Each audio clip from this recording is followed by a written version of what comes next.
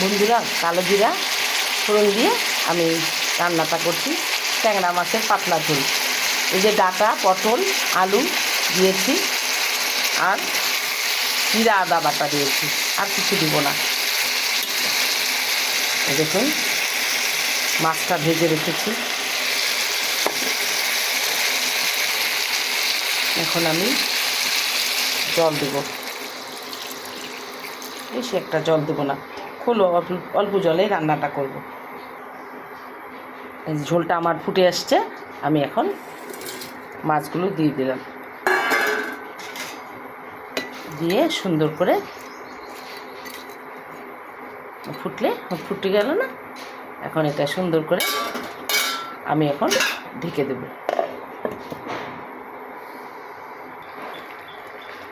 বন্ধুরা, আমার রান্নাটা হয়ে গেল। এই সুন্দর দেখছেন কি সুন্দর পাতলা ঝোল। এরকম করে রান্না করে খাবেন, খুব মজা লাগবে। সবাই ভালো থাকুন, সুস্থ থাকুন, ওকে।